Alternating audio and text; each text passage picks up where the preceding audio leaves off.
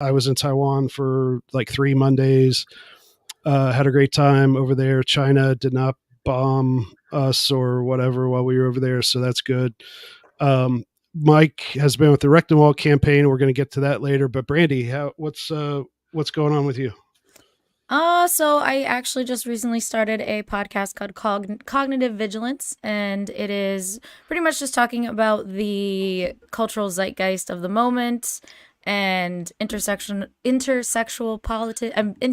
dynamics and dating and all sorts of fun stuff. So it's been fun. Not politics related at all. Okay. It's been a good time. We just had our 7th anniversary a couple months ago, and the best thing about being married, well, one of the top 5 things about being married is never ever having to go on a first date again, and especially in 2023, I'm glad I don't ever have to do that again in my life. Yeah. So I'm sure you got a lot to talk about. Yep. What's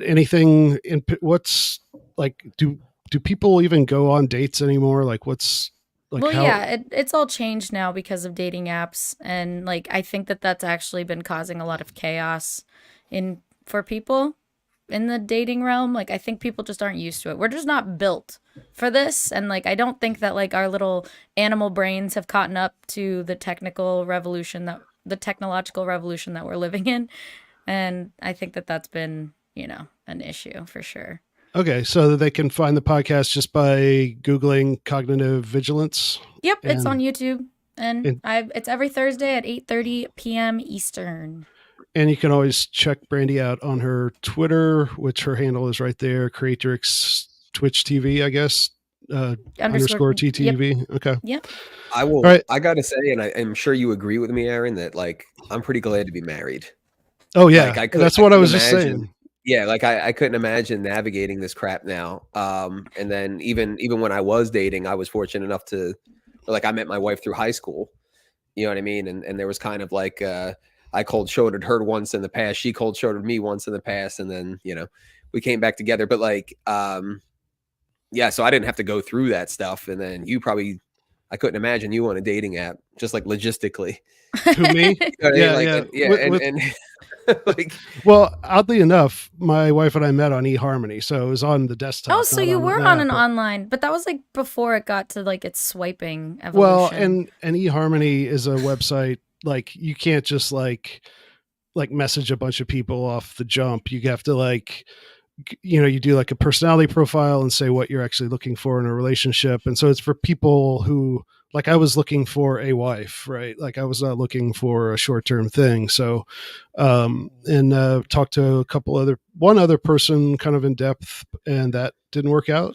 And that's good because I like who I'm with now. So, but yeah, but I guess just like anything, like whatever you want, you can find it. So like I'm sure there's apps now. I haven't heard people mention eHarmony in a while, but I assume it's still there. But so I'm sure you can find like marriage-minded people, or you could find like every other single thing. So me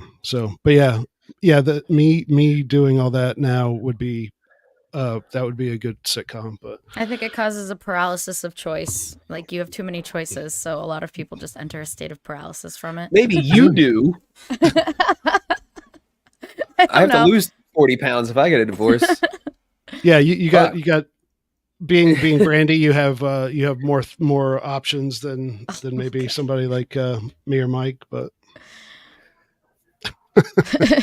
we'll let that go, I guess. But yeah, well, wait. Well, you can get that answer if you subscribe to the podcast. How about that? Yeah.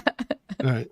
So before we bring on our first guest, who has already been on the show and is a really great guy, and I when we had him on, there was some stuff brewing, so we're going to get those updates. But Mike, tell us what you've been doing with the Rectum campaign and how that's going.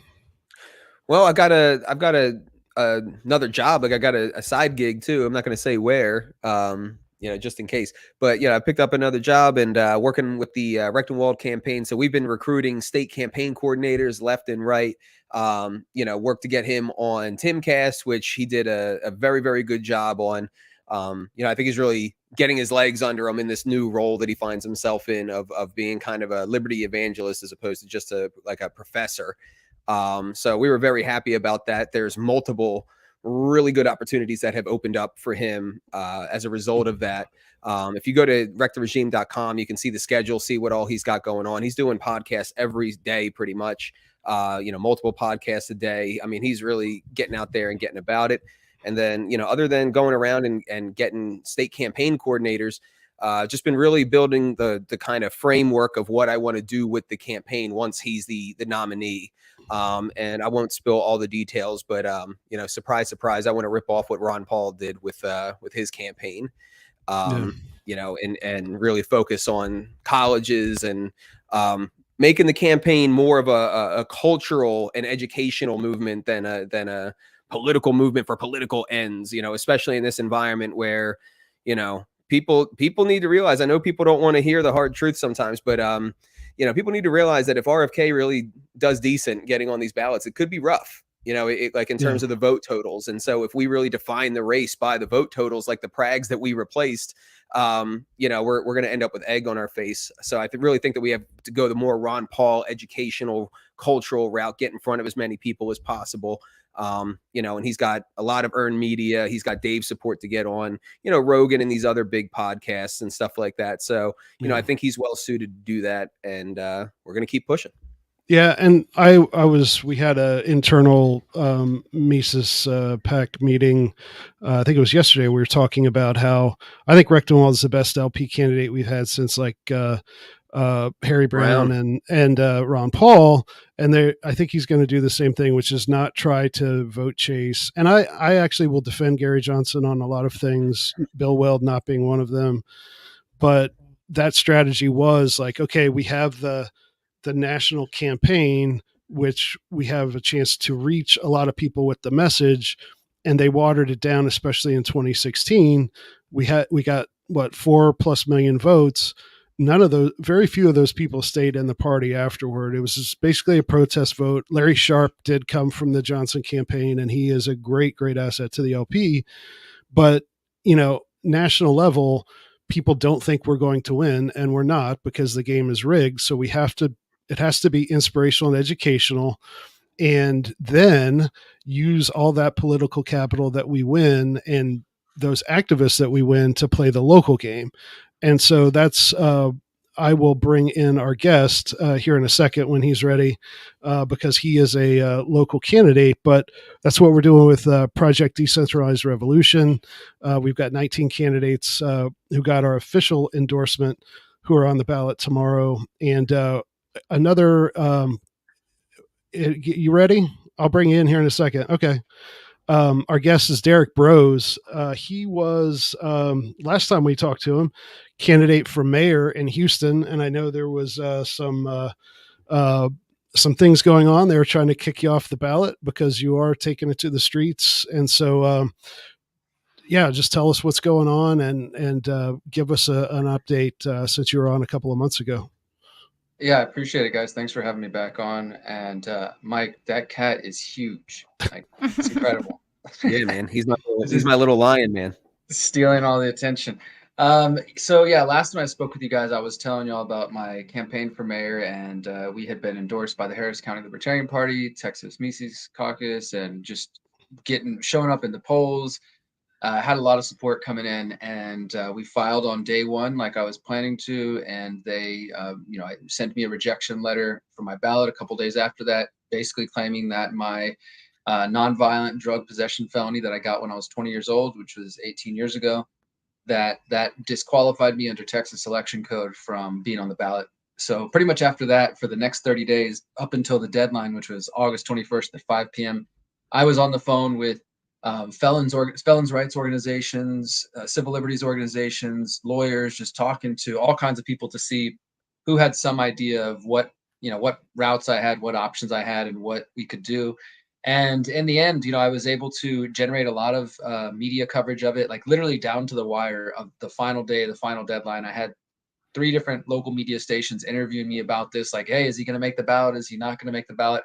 I organized a letter where all of the other mayoral candidates signed on this letter saying that they supported my right to run, that they didn't have any problem with me being on the ballot. Got that publicized, and had people calling and emailing the city attorney's office and the mayor's office. And then, of course, me and my attorney calling them. And I literally went down there, and just despite all that, they refused to budge, and kept me off the ballot. So here we are now, 2.5 months later, and tomorrow's the election, November 7th. And so after that, pretty much once I realized, like, all right, it's official, like I'm not going to be on the ballot, my team and I, we sort of reorganized and evolved what was the Bros for Mayor campaign, and have started calling it the Movement to Empower Houstonians. And we basically were just focusing on some of the core issues that I was promoting as a candidate. And instead, we continue to go campaign by showing up at all the different forums and debates and campaign events happening around the city, and promoting those. And specifically, as I told you guys last time, there was an opportunity for Houstonians to actually limit the government. It doesn't do exactly what I wanted to do. I was running as a mayoral candidate saying, if I win, I'm going to basically make this office meaningless and kind of, really limit its power. That unfortunately isn't going to happen this time, but Proposition A is the name of this charter amendment. It's on the ballot, and it will make it where 3 council members can introduce agenda items and essentially break the stranglehold that the mayor's office in Houston has had for at least, this goes back to like the 70s. So at least the last 50 years, the city government has been set up in this way, where the mayor is basically a dictator, and the city council members, although they have districts and they're supposed to represent different areas of the city, they pretty much can't do anything. So tomorrow, that is on the ballot in addition to mayor and all that stuff. So we just started focusing on that the last couple months. And then at the same time, I was also talking with my attorney and trying to decide, all right, do I want to take on this legal fight? It wasn't really what my plan was. My plan was to run for mayor and reach people and do all that. And I think we did that effectively. I know we definitely made Proposition A an issue where it wouldn't have been. Like, none of the media was talking about it. None of the candidates were talking about it. And here we are today, all the media is discussing the fact that this is going to be a big thing for the city. But nevertheless, I had some supporters say that, hey, if you decide to take this legal fight, I will, and invest and donate. And so I had, we've raised, I think, $6,000 so far. My lawyer estimates it's going to take us 15 to 20,000, and probably a year to a year and a half to get this all said and done. But we officially filed the lawsuit last week, and basically what we're doing, we're suing the city of Houston, saying that their interpretation of Texas election code actually violates the Texas Constitution as well as the U.S. Constitution, because, as I mentioned to you guys before, the election code says something very vague, that if you've been convicted of a felony, you must be relieved of all resulting disabilities. And different courts have interpreted those terms different ways. But essentially, we're just saying, like, look, I did my time. It's a nonviolent crime. I don't owe the state any money. I'm all good. And people in my situation, like, maybe there's an argument for violent felons. I'm willing to concede that. But, people in my position should be able to, if they want to, run for office. Yeah. Hey, did they do a background check on the ballot language of Proposition A? Because what if it had a felony? They shouldn't let it on the ballot, right? But haven't done a background check. But in all seriousness, though, weren't you actually on the ballot 4 years ago for the same race or a similar race? Is that? Yeah, I ran for mayor in 2019 as well. And so this is the other thing that makes this whole thing even more of a slap in the face. I ran in 2019, and I ran very openly as a felon. This time, I mean, I wasn't hiding it, but it wasn't like my central kind of message. But in 2019, I very much ran openly, saying, hey, I've been in the criminal justice system. I've been a part of the drug war. I know what that's like. And they didn't have any issue with it.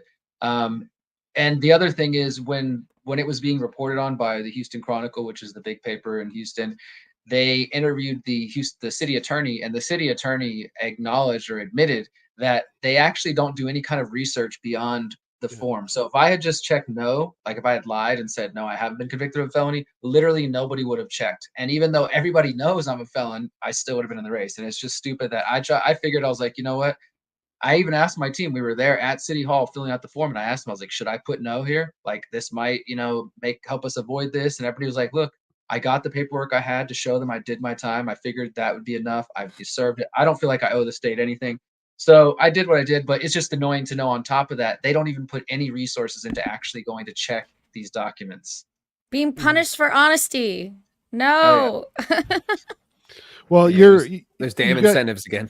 You got just another punch on your libertarian cred punch card to have, like, the Board of Elections or whoever screw with you. Like, I was involved in some campaigns in Ohio where they applied a law regarding signature gathering to get on the ballot that they later in federal court, they admitted, the Secretary of State's office admitted they had never even attempted to check, enforce, research this thing ever before, but because the Republican Party said, "Hey, why don't you guys look at this? Because we don't want the Libertarian governor candidate on the ballot." They're like, "Oh, okay," So like that happens all the time in much smaller races. So to happen at like it was a big story in Ohio in 2014, and I'm glad to see yours is a big story down there now. I mean,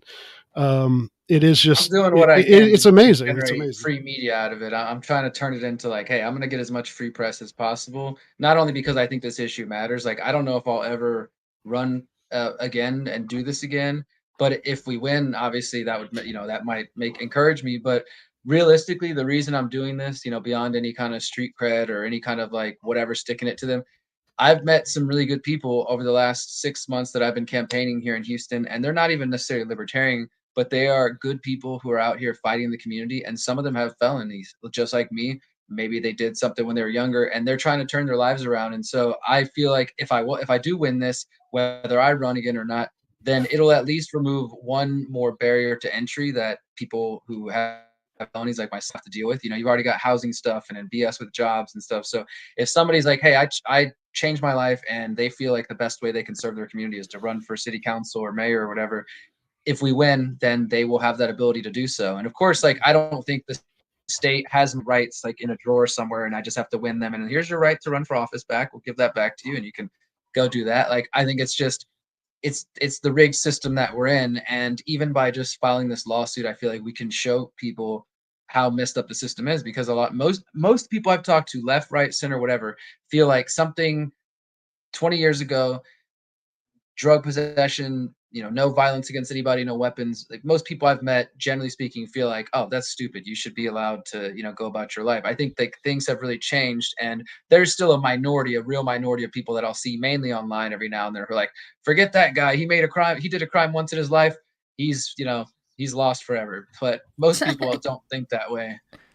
Yeah. Is there a legal fund for people to donate to for the lawsuit? Yes, there is. I appreciate the mention of it. Yeah. Yeah, I'm gonna put it in type the chat it, and we'll put it out. Yeah. Here. or if you could Can I just, share if this? it's easy, I can just type it in Here, and put it up.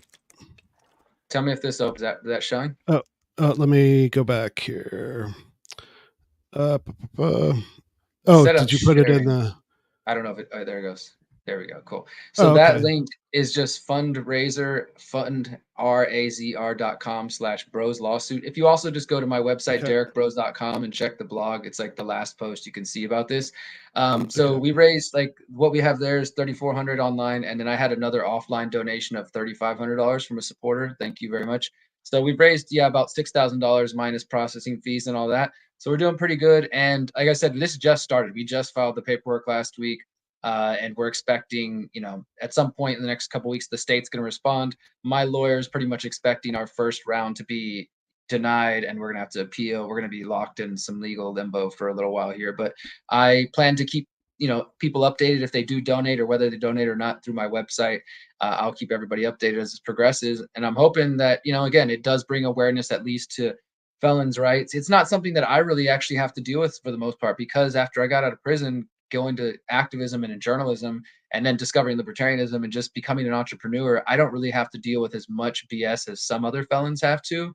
So this is kind of the first time in my life in a while that I've actually felt like, oh, here's that stupid kind of judgment on me. And even, unfortunately, as part of this lawsuit, I've had to fill out a lot of paperwork, and it's just today I sent something to the Board of Pardons and Paroles as part of the lawsuit, and I had to get 3 letters of friends to, here, government, I'm a good person. Please let me have these rights back. And even just doing that, it's so demoralizing, just having to go through this process of kind of just going through all this and realizing that they think they own me. They think they have my rights. And, in order for me to run for office or to get certain things back, like if you want to apply for gun rights and all this kind of thing, you have to just play their game. I mean, I hate it, but it's, I'm doing it because I'm hoping for the bigger picture that it serves something greater than just myself.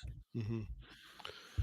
Yeah, man. I think you have a real opportunity to do that on multiple fronts here. I mean, not just the precedent that you could set for other people to run and make it through this hurdle, but I really think this Prop B thing, if we could get some more into the details of that, is a really, really big deal here, because I remember in 2019, I was volunteering for Maj Toure to run for city council in Philly, and these local level races in big cities, they might as well be, you know, federal level races where you need like millions of dollars to be competitive, and like, you know, it's still a long shot for, you know, libertarian candidates and independent candidates and stuff like that.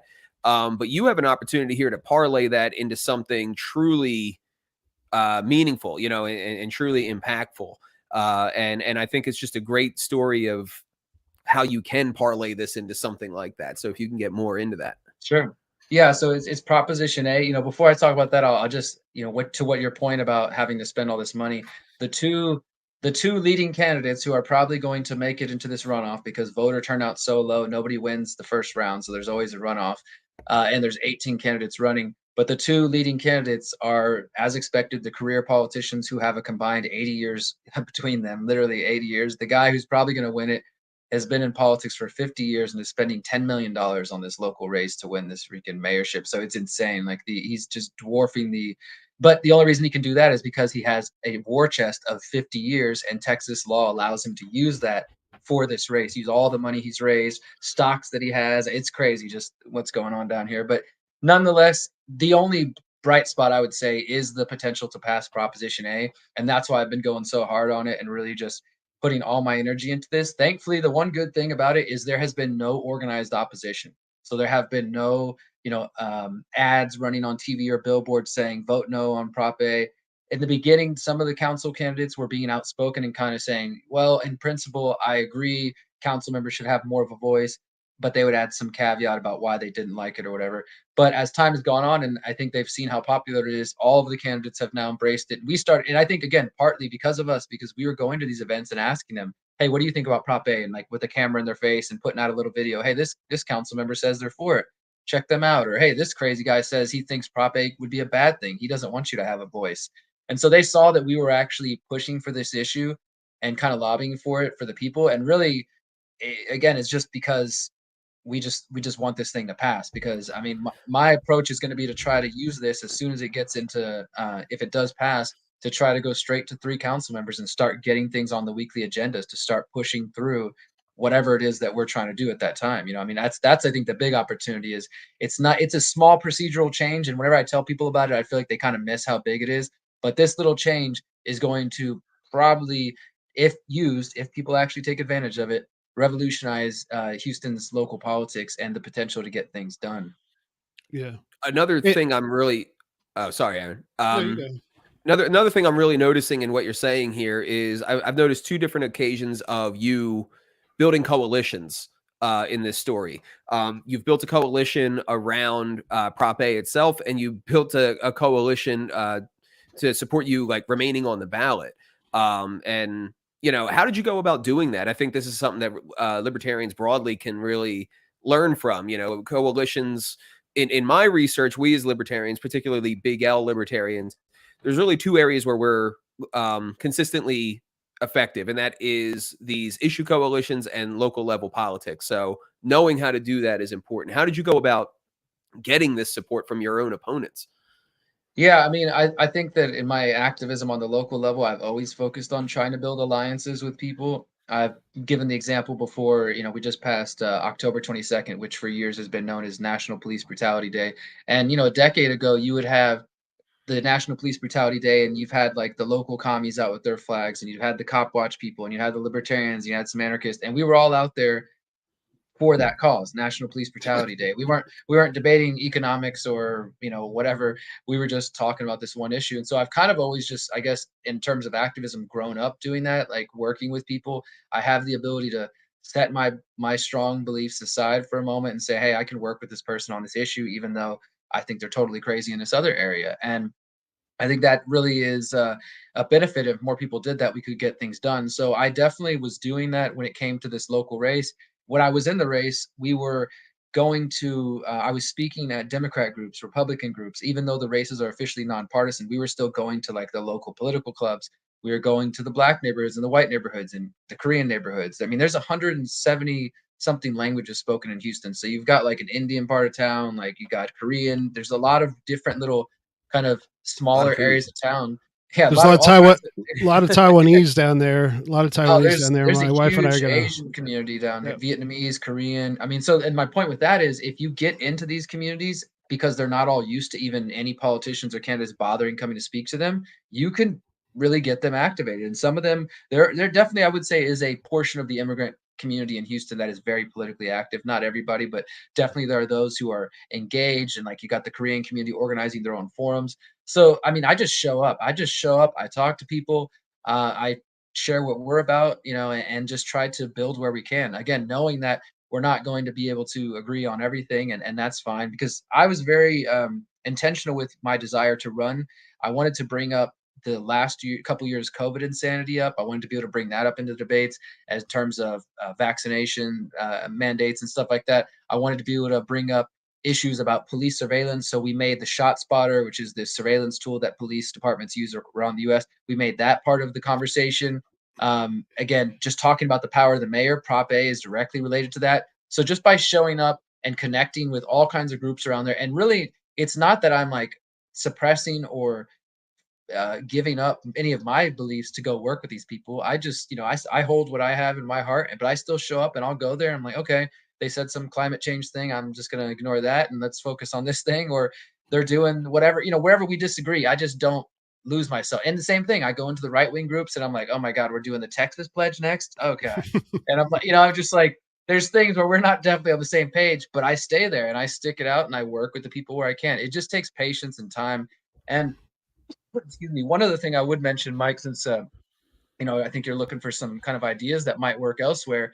One of the things that I just took my own initiative to do, because as I said, I care about bodily autonomy and individual liberty.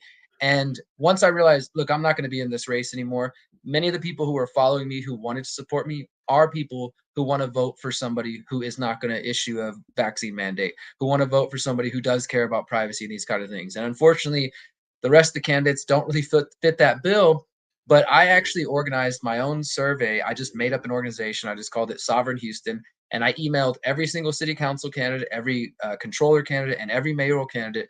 Just went online and made a real simple survey. And it was called Sovereign Houston. And I said, we're a coalition of groups from around Houston who care about informed consent and bodily autonomy. And then just asked 4 simple questions, asked them yes or no, gave them a final question of if elected to mayor, what would you do to protect bodily autonomy, and informed consent of Houstonians, and let them say what they wanted. I gave them 30 days. I emailed them a couple times. In the end, 5 mayoral candidates responded and a few different city council members responded. We turned that into some graphics. I publicized that through my email list, through my website, sent it out to all the people I know, because since I did get kicked out of the race, there were people who were like looking to me of like, hey, are you going to endorse somebody, or who should I, is there anybody you would recommend?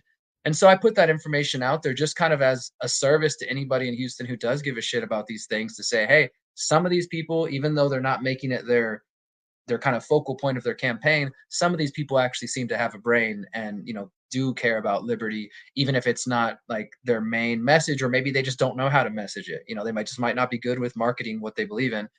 And so I put that out there just kind of as a service to anybody who cares. And that's been cool to do that. And I want to encourage anybody else to do that. Like I said, I made up an organization. There's no Sovereign Houston. I It's love me. that. And I just made it up, and I was like, all right, I create a new email address, Sovereign Houston at Proton Mail, and just sent out this thing. And when they respond, and I signed it, the candidate committee of Sovereign Houston or something like that. It's like it's just me. It's just me. But I got responses, and actually now that information is being used by people to help them decide who they're going to vote for tomorrow. So make an effort. Just show up, dude. Just make an effort. Try to get information. A lot of times, the last thing I'll say in that, a lot of times these candidates, they're desperate for any attention that they can get. They want to talk to people. If they want to respond to surveys like that, because they figure, oh, there's a group out there. They might have voters. They might have a mailing list. Maybe they're not going to like all my answers, but I'll answer a survey. And because when I was a candidate, I was getting those surveys, and I responded to as many of them as I could. So I know that they get them, and they will answer them. So that's another thing you can do, just to kind of put people on the spot and find out where they stand on the issues you care about. That's a pretty slick little insight. Yeah. I'm curious as to what the response is to the label libertarian. I know you probably don't go in every, you probably pick your spots as to when you actually use the term and how you market yourself in different crowds, which I think is obviously the wise thing to do. But then sometimes in libertarian circles and then other people commenting on the LP, it's like, oh, you guys are crazy. Everybody, libertarian has such a bad connotation. You shouldn't run as libertarian. So, so I'm always wanting to hear what the actual experience on the ground is. So what is the label perceived as when you have brought it up? Actually, I was really interested to see that as well myself because, this has been one of my major issues with the Harris County Libertarian Party, of which I consider many friends, and then even those on the local level who are part of the Texas Mises Caucus, that they could do so much better locally. They don't get involved locally. They only participate in state and federal races. And so I'm the first candidate that's ever been endorsed by the Harris County Libertarian Party. And that could be because there's never been a real libertarian running, which I'm willing to say that's probably the case. But I think that beyond that, I've never seen them at any events. I've never seen them showing up. They weren't at any of these forums promoting the Harris County Libertarian Party. They weren't out there saying, hey, these are the values that we care about. Hey, we want to talk to some of you candidates that seem like maybe we're speaking the same language, right? I just think there's such a huge, and that's not an attack on anybody. I think there's a lot of room for growth there for sure. That if I was involved, I would be like some of the things I was doing just as a candidate or as just the movement to empower Houstonians. Just as one example, I mentioned the Shot Spotter. There's a group here in Houston called this Coalition, which is a collection of a bunch of different kind of civil liberties, progressive organizations, and they're the main ones who've been championing, like, we need to get rid of Shot Spotter. They're also been calling for freezing HPD's budget until they can, justify it because it's just past $1 billion. And they have a coalition of groups all over, different kinds of groups who are like, hey, billion? Did you say billion with a B? $1 billion, dude. The first time ever. It just happened. Yeah. And so the cops are getting all this money, and and the crazy thing is, in this city, it's even though there's really no defund the police movement, even that idea that, hey, maybe we should freeze that budget so they justify all these crazy things they have going on. That's just like not a single candidate would endorse that idea except for me. The idea of freezing the budget for even a period of time. But nonetheless, this Rise Coalition is doing a lot of good work, and they are a coalition, and so they ask groups to sign on board and say, sign our pledge. Call on HPD to end the Shot Spotter contract. There's no reason the Harris County Libertarian Party shouldn't be on that coalition, but they're not. They're not participating in things like that. They're not getting out there. They're not getting connected and plugged in ways that I personally think they could be, that would make so that to your question, when I show up and if somebody says, oh, Derrick, you're endorsed by the Harris County Libertarian Party, so you were libertarian, and they are much more likely to understand what that means if there have been libertarians actively engaged in getting, showing up and talking to them. Whereas otherwise, they're more likely to, as you pointed out, kind of have some sort of skewed version of what they think libertarianism. But I would say for the most part, because we got the Harris County Libertarian Party mentioned in all of the local media during my campaign just by that endorsement. And that was something I promised them we would do. And they never treated it like it was crazy. That was the good thing, is they were like, oh, Derrick Broze is endorsed by the Harris County Libertarian Party. And it wasn't like, oh, those crazy libertarians.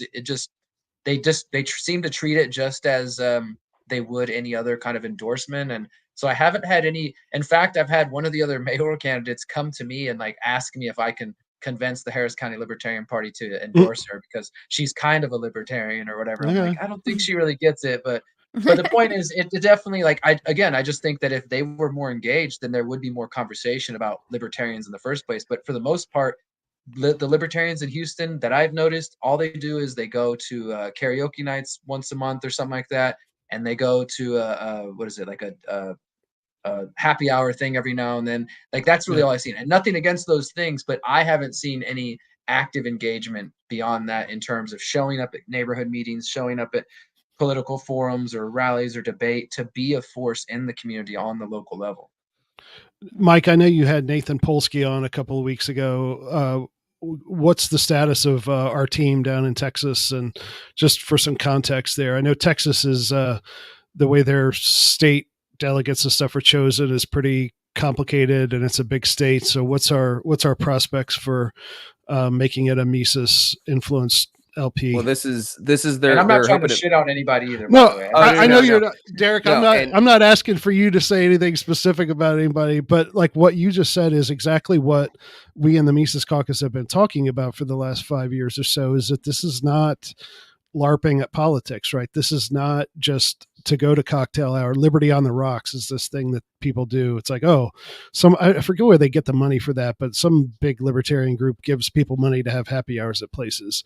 They used to do that in Ohio. It's like, oh, great, it's social hour when we could be out doing things and having socializing in while we're doing things. So like, your criticisms are, we love to hear honest feedback on that, because that's what we're trying to get the LP away from. And there's been a lot of good people who need a little bit of a kick in the pants, I think, to get going on the local push.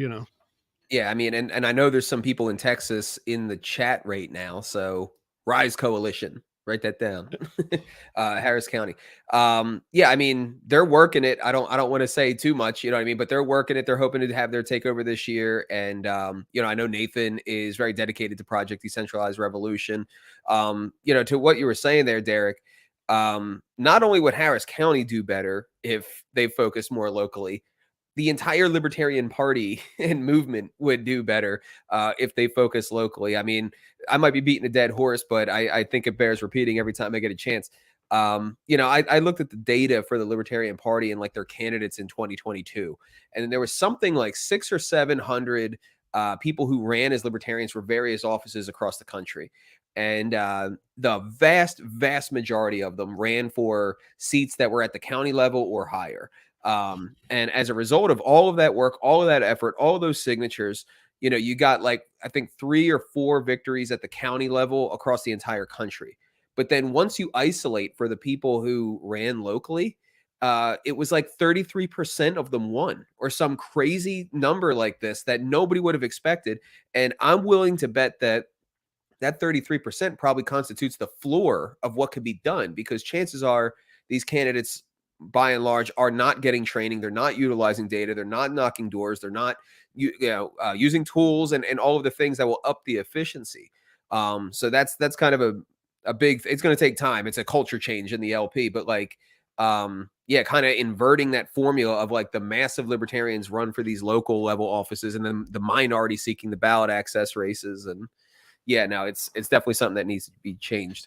I'm always blown away by just, and I imagine this is similar in most places, but just as an example, we went to it was a community forum a couple of weeks ago. It was one of the last debates, and there was 3 candidates there talking to people in their district, and there was probably all of 8 people there in that room. But Wow. literally sometimes that is where these battles are won, in rooms with 8 people. And these are people that like they get reported, the candidates, they get reported on the media, and they seem all like big on TV and newspapers, and here they are sitting to a room of 6 people trying to get votes. And in reality it's done so much more locally. Now of course there's backroom deals, and like I said, the leading candidate, he's got millions of dollars behind him and whatnot, but still, just by showing up, I'm there talking with him. I've been kind of putting a bug in his ear and telling him like, look, it seems like you're going to win. And I just want you to know that I hope you're as friendly as you are with me now once you're in office, because I'm going to show up with my camera and I'm going to have some questions for you, I'm sure, at some point. Just by showing up, just by engaging with these people, you can see them and talk to them like regular people. Most council members are just regular people. Some of them are crooked and trying to find a way to get what they can by being in a local office, or they have aspirations to be some, kind of, there they are, to be, some political kings or something, but most of them are just regular people. But then you have these 2 folks. You have Sheila Jackson Lee on the right and John Whitmire She's on the been in left. Congress for like 30 or since I was in high school, it seems like. John Whitmire is 74 years old. He's been there since he was 22. Like literally, they 80 years between the 2 of them in terms of political experience, I guess, if you want to call it that.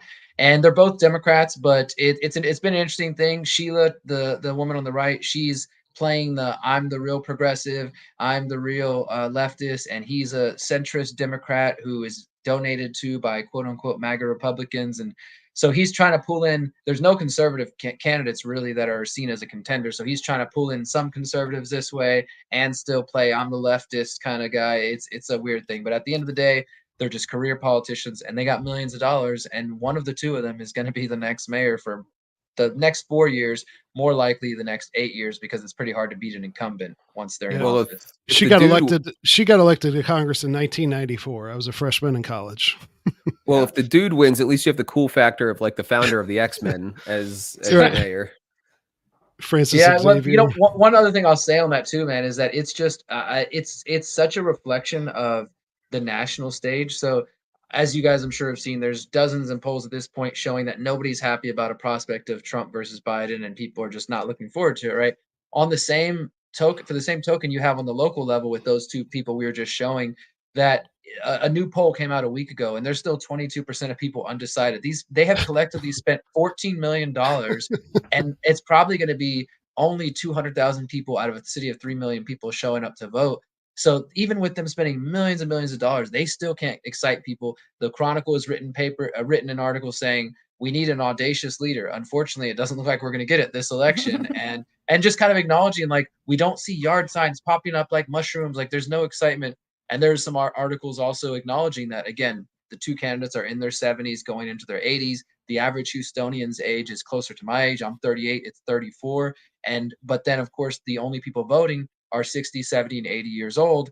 And so because only the old people vote, the only issues that get talked about are issues that apply to mainly older property owners like flooding, infrastructure. And I did go to campus, I did speak with the young conservatives, and they're kind of interested in Prop A, but for the most part, none of the issues that are being brought up, they feel like they apply to them. So why should they bother voting? So it's kind of this feedback loop of none of the young people vote, so their issues don't get discussed. Only the old people vote, so their issues are getting discussed. And the old people are running things. Meanwhile, the city is very young, and it's just this really weird dynamic. Nobody's excited about it, and it just reminds me so much of what we're seeing happen on the national stage. So what do you think it would take? Like, do you think it's a ballot access issue, or do you think it's apathy, or like what do you think are the primary issues of how we could like animate that silent majority, like to kind of be like, no, we do want to have a voice, we do want to have input on the issues. Um, I think that it is a combination of activating the silent majority. I still do think it's kind of like a tried and true thing, but I still do think the students are the key. They know this when it comes to federal elections, so you'll get like a big candidate like Ron Paul, or even more to the mainstream like a Bernie or a Beto or something that's showing up at like campuses and trying to get the younger ones excited. But that's typically for the presidential elections. Like you really don't see any of that kind of excitement when it comes to local elections, unfortunately.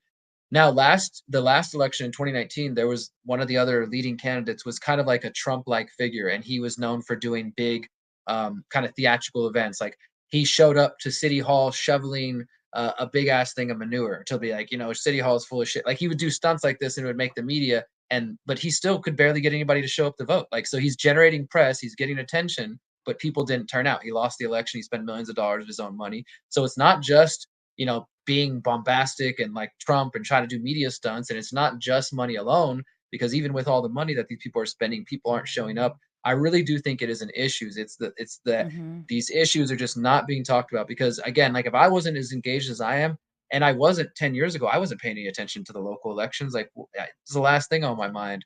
And when I did go to the campuses, I asked the students like, what's the most pressing thing to you right now that matters? And those who are more progressive or kind of left leaning or concerned about housing and inflation, which I think there's an argument to bring them into libertarianism by talking about the Fed and helping them see the root cause issues. And then those who are more kind of conservative also just felt like there's corruption at City Hall, and the city government's not working for them, because Houston is a pretty particular case where in the last year alone, the health department has been raided by the FBI, the housing department has been raided by the FBI. Like there's clearly something going on and nobody knows exactly what's happening, but people just know like something bad is going on at City Hall. There was an indictment, so I think people are just dissatisfied. They're not being listened to. And so, I mean, that was the goal of why we ran. I was hoping that if I talked about food inequality, coming at it from like a permaculture perspective and bringing in, not talking about climate change, but the environment. And, people were definitely resonating with that. Hey, you want to talk about flooding? We're going to bring in hemp. We're going to bring more community gardens. Like all these ideas, sometimes it was people who are like, these are too big. These are good ideas, but we're not ready for this. Other people were like, hey, I'm going to vote for you just because you're the first person I've ever heard in a political race talk about permaculture or talk about Mm. privacy, talk about, so it's like, I think that's what it is that nobody is really saying anything unique. You could look at all 18 of the mayoral candidates right now, and for the most part, you're going to see red, white, and blue. You're going to see lip service to infrastructure, flooding, make Houston better, just all this generic bullshit, honestly. I mean, I think that that's what we were trying to bring to the table, was something refreshing and authentic, and that people are really craving that. That's really interesting. So like basically incorporating agorism got you some traction. Like people are attracted to like kind of the non-political solutions.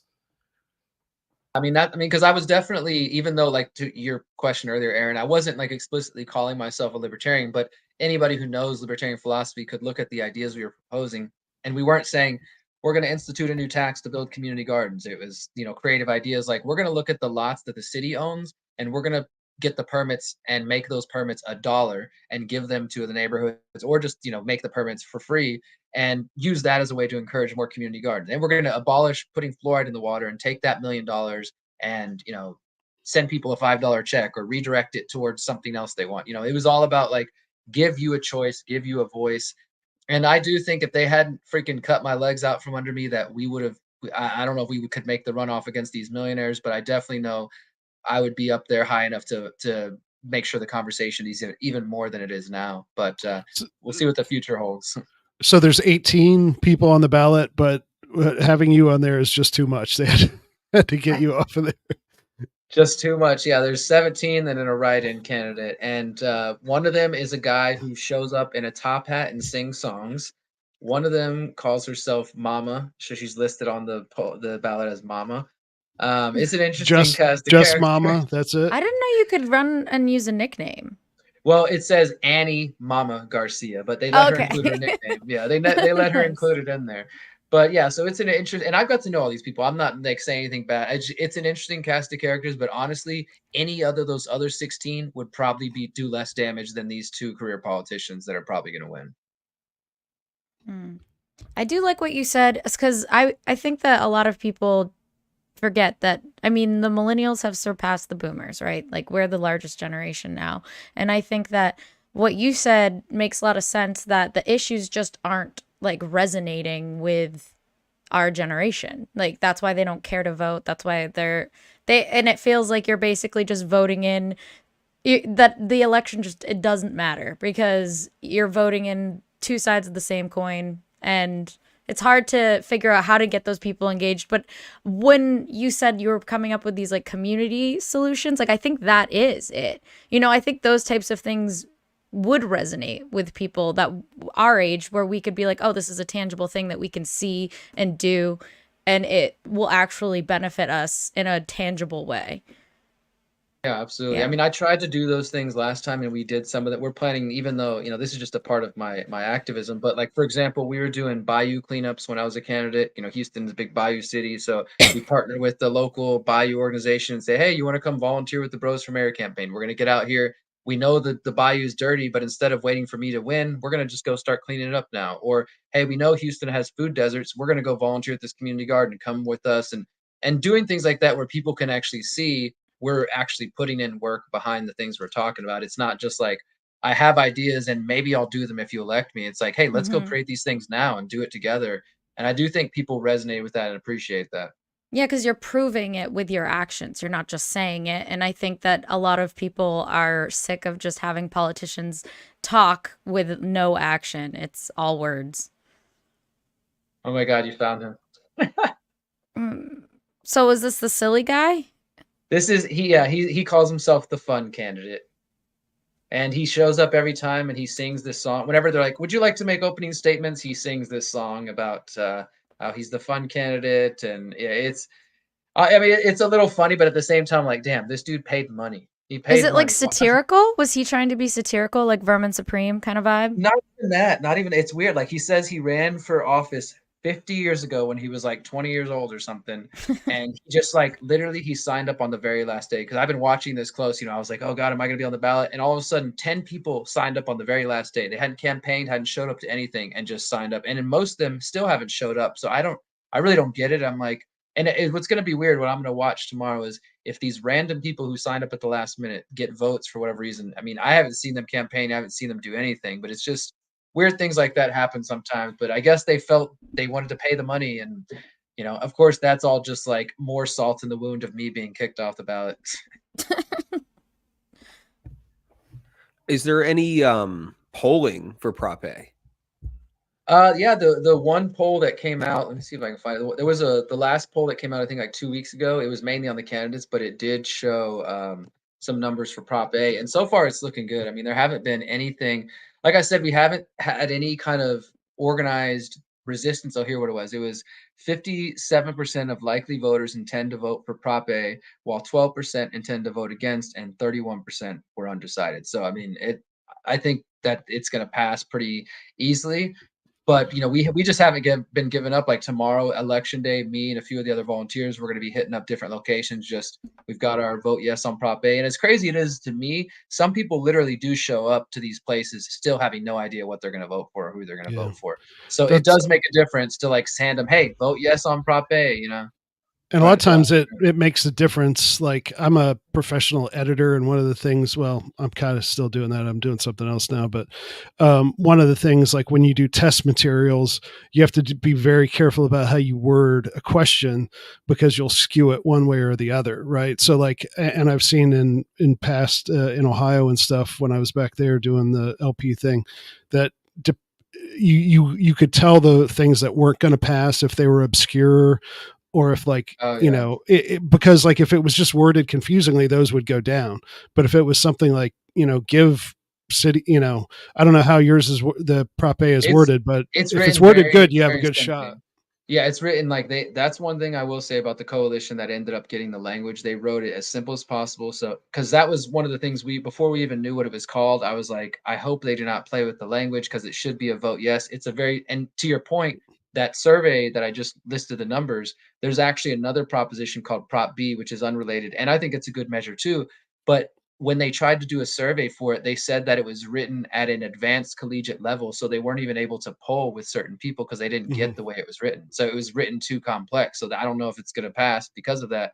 Whereas Prop A is written very basic. Should 3 council members have the power to add items to the agenda? Yes or no? Yeah. Stuff like this is why I truly do not understand the totality, at the very least, the totality of the libertarians who are like, I will never vote. You know what I mean? Like, I feel like ballot initiatives are the thing where it's like, you should definitely go out and vote. Mhm. Like if you can't bring yourself to vote for a candidate, okay, cool, I get it. But the ballot initiatives, like in my town, I have a town of like 8,000 people. I don't have any libertarians on the ballot. I don't really know any of the candidates. There's one like young Republican who's in the community groups on Facebook and stuff like that. And then I thought he sounded good. And then, he's down with using the local government to like take people's property to stop development because there's a lot of like Mennonites here, and it's kind of Amish country out here now. And but there's also going to be a ballot initiative to increase the city council from 3 to 5. And I just keep going into the post and saying like, more politicians is not going to solve anything. You know what I mean? Like, and I'm going out to vote just to vote for that. Like, I'll bullet vote no on that, and then that's it. I mean, that's basically where I'm at, man. I mean, I'm one of those people. I don't vote in presidential elections personally. I see very little, use for that exercise from me personally. But obviously, I'm really involved and engaged locally, and I feel the same way. I mean, the reason I was running for mayor is because I don't trust any of these other people. So I'm probably not going to vote for any of them. There's a couple that I've become, pretty good allies with that I feel like, again, you would probably do less damage than these other people. But ultimately, I'm excited about the prospect of being able to vote for something like Prop A, specifically because it doesn't involve me having to like give my loyalty or put faith in a human being. It's just like yes to this thing, and if this thing passes, this could lead to more good things. And I know for a fact that we've already got people ready to put this to use. And I think I told you guys this story last time, but just to kind of give it a little bit more concrete examples for those who want to understand it better. 10 years ago, I was a part of a group called Fluoride Free Houston, and we were making environmental and libertarian arguments about getting fluoride out of the water. First, basically saying that it's the only thing that's added to the water, it's coming from tax dollars, and that people should they should buy toothpaste if they want it. It shouldn't be, put in the water, force medicated. But also talking about environmental concerns. And we were showing up at city council We had 5 council members sit down with us after emailing them, after calling them, and they were with us. They were like, "Wow, look, you're showing us some information I never heard of. Maybe this is a waste of money, or maybe this is hurting people." They were willing to have the conversation, but at the end of the day, they all said, "My hands are tied. I can't do anything," because they had no power, as they currently do, no power to introduce anything. And you would expect, if this is my local representative and I show up there and I say I have a problem, they're going to say, "Sure, next week at city council, we're going to introduce and we'll tell the mayor, hey, the people are concerned about fluoride in the water. Let's have a debate, discussion on this." And then you organize and you show up. But that's not the way it happens. They can't do that. Prop A would give them that power. And I believe if we had something like Prop A back then, we probably could have got fluoride out of the water in addition to other things 10 years ago. So to me, it really does excite me about the idea that if this is used, if people choose to get active, because of course, if it passes and nobody takes advantage of it, then it's not gonna matter.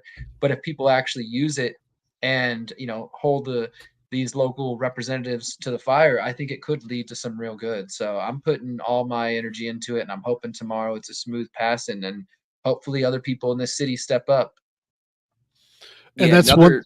Go one ahead, thing sorry. about that is even if by allowing the city councilman to put things on the ballot, like not only can they maybe get some of the things passed, but at least they also, because they have to spend time talking about those things, all the stuff that a strong mayor would want to ram through, she has to pick, she has to prioritize what she would put on the ballot then. So like anything that will slow these guys down a little bit from sometimes it may work the opposite way, but it sounds like that situation that the mayor can put whatever on it sounds like they have total control over things. And this would maybe just break it up just a little bit, which is usually a good thing.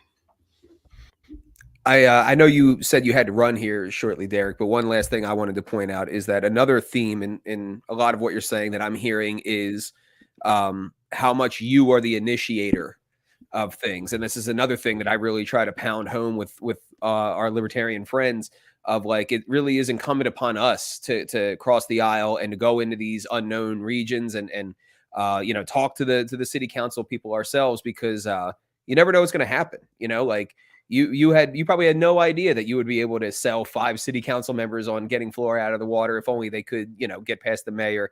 I've had that same thing, just like going to my city councilman when I lived in Norristown, and this guy met me at a Starbucks, and we had a nice long conversation about psychedelics and the science of psychedelics and potentially introducing psychedelic decriminalization in Norristown, where I lived, where we don't even have legal weed as a state. And like you never know what's going to happen. I mean, like I've told this story, it's an old story now, but like, I think on the second time I went to city council where I was living in Norristown, I just walked right up to the chief of police and asked him what was up with weed decriminalization. And he just was supportive, and we made that happen. So you never know. You never know. You have to go and try. You just got to show up, man. I mean, just to wrap it up before I go, first off, thank you guys again for letting me come in and hang out with you again. It's a great conversation. But yeah, I mean, just to echo your point, Mike, you just got to show up. Like, that's all I ever do. I just show up. I do things. And like you said, you meet other people who are doing things and other people who give a shit, and you build from there. And that's really all we can do. So I just happen to have a lot of energy. So I try to put as much into these kind of things as I can. But I want to encourage anybody else, learn about the way your local city council, town council works. Maybe there's an opportunity to push for something like a Prop A if you are dealing with a tyrannical government or a kind of a power block, and see what you can do. But at the very least, just make sure that you're out there exercising your voices and pushing back where you can. Appreciate it, guys. Have we used you for any trainings or anything yet for Mises Pack? If we haven't, well, you'll be hearing from us maybe, so you can help train some of our people. Okay, yeah. I'll put your name on the list. So thanks, man. I appreciate it, and good luck with Prop A tomorrow. Peace out, Aaron. Bye. Thank you, guys. Bye, guys. Bye. Congrats. That was cool. Mm. He's very white pilling. Yeah. Very white pilling. Yeah. He's very inspiring. Yeah. Yeah. But he's all of us. That's the thing. He's all of us. Yeah. Well, that just goes to show, like he said, like just showing up is so much. Well, and that's the point, is like a lot of people want quick fixes. They want to, okay, let's run a famous person for president and win, and then the libertarian revolution begins. But sad to say, and we keep saying this over and over again, is that it's the opposite of that. Like, it's not coming anytime soon. We have it. It will happen suddenly, but only after a lot of drudge work and a lot of step by step. And so that's what the Mises Caucus is trying to do, is get that going, because as many great people have been in the Libertarian Party over the past 50 years, that other thing just hasn't worked. And I used to hope it would work, and I thought it would work, but 10 years of banging my head against the wall, it's like, oh, well, maybe we should try something different. Yeah. So anybody out there that's listening, if you have elections tomorrow, go help out a local candidate, man. Like you heard it from Derrick himself, like showing up, and sometimes people don't even know what they're going to do when they get there, and being the squeaky wheel that gets the grease, like just being there and saying, hey, like, check out my guy. I know I'm going to be out helping a school board candidate, Margaret Schmidt, in my county. I got Rechtenwald helping a school board candidate in his county, Allegheny County. He's going to be working a polling location for Emily Glick for city council.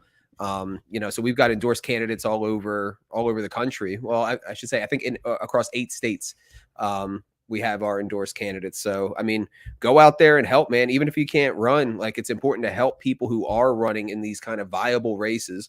And then another thing that's coming up that's important is another thing that we've had success with is this Defend the Guard efforts. We've become very good friends with the folks over at Defend the Guard, and we're very, very proud of mainly Amy Lepore's effort on this issue.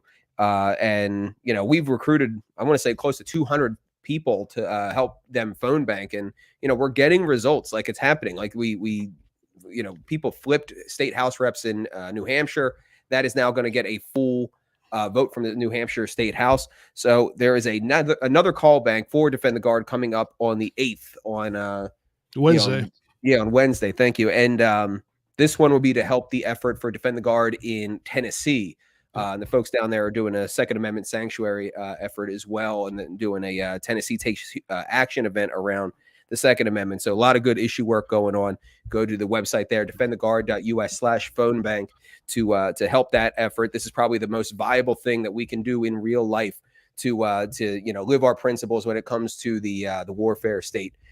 Is to deprive them of resources from the state. So that's probably the best we can hope for from our position, unfortunately. So I just see Nathan Polsky, who is one of our guys down in Texas, is getting DTG going there.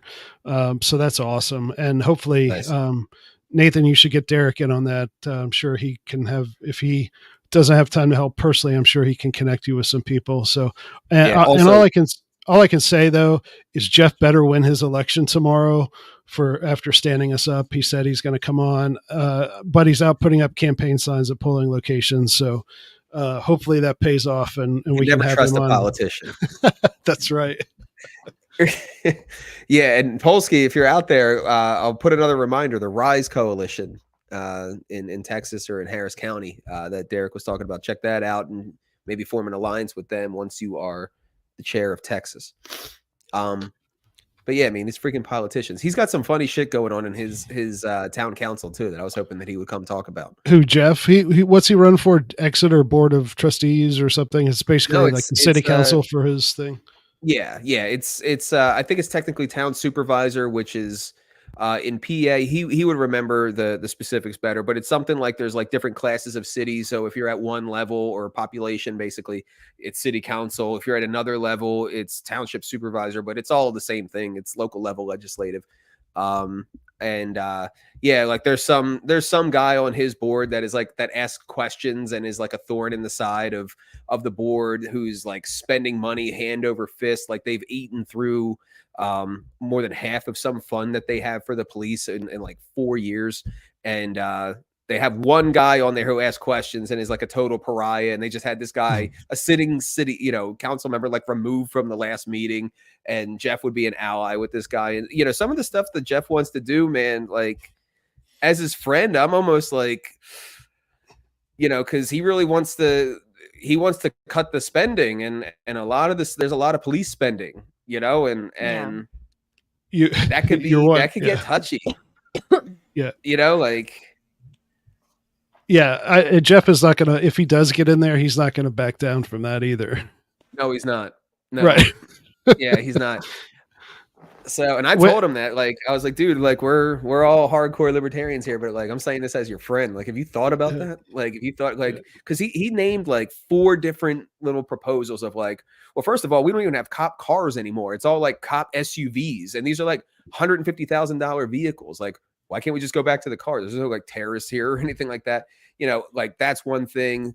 Pushing for weed decriminalization and like defunding that, and just defunding different victimless crimes, and just ways that he wants to. I wish he was here, man. What a politician. We'll get him on. Brandy, when are you going to run for local office? I'm thinking about it. I actually did a poll, but my poll was saying I put. Well, that's just should because I you work run for less shows. No, I did a poll on Twitter that was like, should I run against Elizabeth Warren? Should I run against the state Senate? Should I run against the House rep, which would have been, I think, Catherine, whatever the fuck her name is. And then, or should I run against the state, like my state House rep, or not my state, the local, my area. Like city council, but House rep. My local representative and Elizabeth Warren tied, saying that people thought I should those two. But like I also, even city council, like I would be open to doing something like that. I don't know what would be more fruitful for me to do. Like, because Elizabeth Warren would obviously be a messaging campaign completely, and it would all just be about like getting a messaging out. I clearly would not win, but I don't know. I don't know. You can draw from your work experience. We need more fat Indians in the Senate. Whichever one is statistically most winnable for you. Well, then statistically most winnable, like but if winning the election, or like but if you're sane and you don't want to win, then run against Elizabeth Warren and have fun with it. Twitch streamer takes on Pocahontas. But I don't know. I'm just I make jokes about not running, but I admire people like Jessica. That was Forrest Mommy, is Jessica Finsky. Like, I could never ever run for office. Like, even if I wanted to, my wife wouldn't like that. But like, I'm allergic to like city council meetings from being a reporter. And I just, the fact that we're ruled by people who like to go to school gymnasiums on Tuesday night and sit around and talk for 3 hours is why I could never do it. But those of you who are able to do it, I thank you. So I can do other things for liberty, and you guys can go do the really horrible stuff in my book. Is there anything that, like, from your experience when you were covering city council meetings, was there anything federal, like quote unquote federal, that ever came up? Like was there ever like something that would interest us? Like, holy shit, they're trying to nullify, like, or was it all, because this is what I think most people think of, and it's something that allows us to go under the radar, where it's like, oh, well, this is just going to be about the roads and about zoning and all of this shit, and it's like gun sanctuary. Well, I think it for the most part, in my experience in Greene County, Ohio, both at the county commission and city council and school board stuff, it was basically all that procedural stuff. Every once in a while you would there was, like you were talking about with Jeff, there's like one guy on the council. There's always like one guy who actually has some ideas, and sometimes they're good and sometimes they're bad. There was one guy who did kind of like try to bring up bigger issues about, hey, why are we spending all this money? I don't even think he was a libertarian. I think he was kind of just like a sensible Republican type guy. And they just ignored him and went on with, most of the meetings were like, oh, the sign for this business is too big. Are we going to vote to let them have a bigger sign? And then 20 minutes on, I don't like that sign design. It was just the worst type of minutia you could think of. But the reason why is because they're all in broad agreement on, we have this tax money coming in and we are going to spend it on these things, and not really. So they argue about all these little details, partly because I think they enjoy the power over people's lives.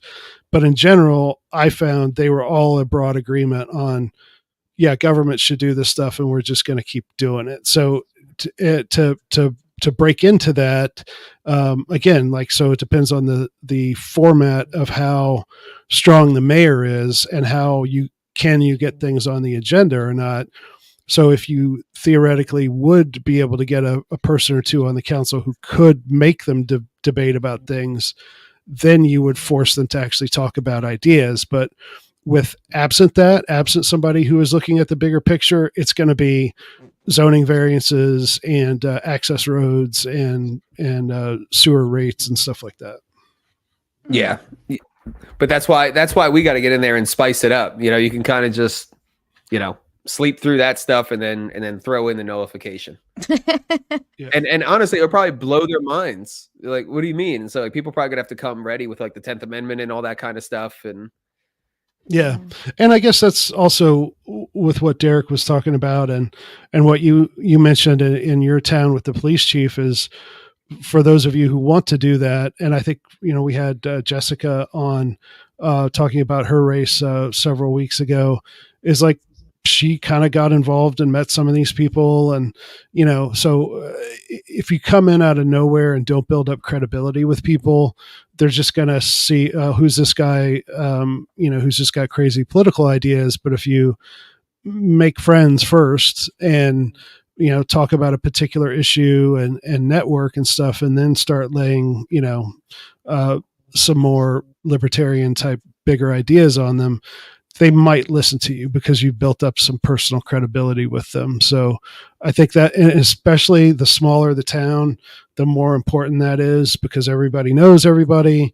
The people on the city council were like, one lady had been like a school teacher for 30 years and the other person, like their husband owned a business. And so like, it's a tight knit community and you can find your way in, but you just can't just like barge in and start throwing stuff around. Yeah, exactly. Massachusetts just loves Karens, and same with like my local area. It's just like a sea of just a very particular type of person. Yeah. So I'm like, I don't know. I feel like I would come in and they'd be like, who is this crazy lady? But yeah, I totally agree with that. How do people find like the information of getting in? Because to be honest, I feel like running for city council, that does sound slightly tedious, but I guess isn't all of it would probably be slightly tedious. I don't know. I guess it's what you make of it. How many people in your town? Because you're not in Boston, right? Like you're. No, I'm on the outskirts. But it's and how I so 86,000. Oh, that's pretty solid. Yeah, that's pretty okay. Yeah, there's 8,000 in my town. Like I see people in like the community Facebook group talking about how, well, if a skate park goes, because we don't even have a police department, you know what I mean? Like we have state police. So I like see people like, well, if the skate park really does get built, it's going to be a haven for crime and we need a police department and all this stuff. And I'm like, please, no more politicians, no cops. Like we don't need this. It's a great town. But no, I mean, just to find out, like Nathan, so Nathan said that to just go to the city website. Better yet, just like call the town clerk or the whatever and just call the city's main line. It's like, hey, how do you run for office or whatever? You could even say, hey, I'm a college student doing a paper on what it takes to get on the ballot. If you don't want to out yourself that quickly and get them to send you the forms or the links or whatever. So for the most part, that part of it is kind of easy. And then some people you may not have to, all you have to do is sign the form and pay a small fee. Other places you got to get 25 signatures or whatever. I mean, whatever. running for like house, like local rep seems like it was pretty easy, and like it obviously gets more intense the higher you get up. Like I know Warren, you need 10,000 signatures to get on the ballot. So I don't know. If you were to run for do smoke signals count for? Sorry, I just keep making Native American smoke signals with the. You guys never watch old Western movies? They didn't write things; they did smoke signals. I'm aware. I'm way too old. I'm sorry.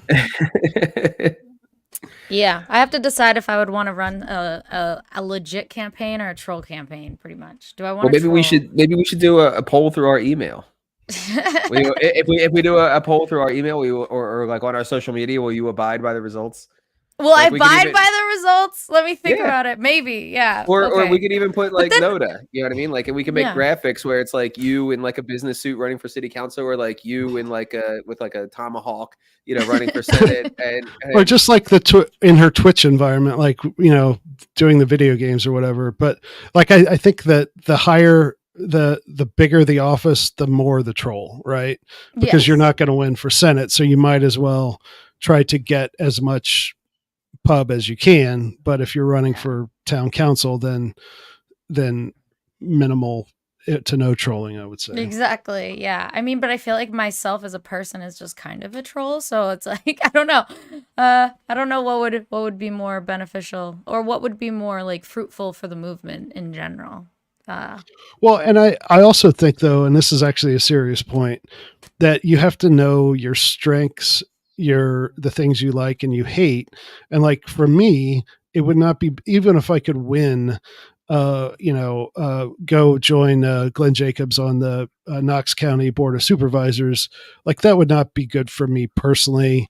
Just temperamentally, it would not be good for my family. It would not be good it would be a waste of the talents that I do have, I think. So, but people who do like to do that sort of thing, if it fits you, do that. So like, don't try to, shoehorn yourself into something that you're not good at, that you don't like. So, when people would always ask Ron Paul, how should I advance liberty? When should I run for Congress? He would say things like, no, well, if you're a musician, write songs. If you're a writer, write that. If you're a teacher, do your best in whatever you're good at. And even if you do come over to politics, like, if you're not that guy to give speeches and sit on boards, do something else to help the guy who is. So like, if there's something else that you would want to do, that you could actually impact the movement in a good way that fits your personality and your circumstance better, don't feel guilty for not being the person on the sign, Yeah. So are we, one of these days, I've said it before, I think I'm going to bring my dog in one time to show, Are we having a pet off? Nathan's. I can bring my snake. That'll go over really well. My snake, I mean, come on. That'd be it's cool. Like also libertarian vibes. I will bring my snake. He's a great time. He was just in my last burlesque show. He's now a performer. Experience. Does he have a name? His name's Hermes. Hermes. Okay. Mm-hmm. Okay. Snakes don't fly. Yeah. Winged messenger. Yeah. There's no. He's a snake, not a dragon. Okay.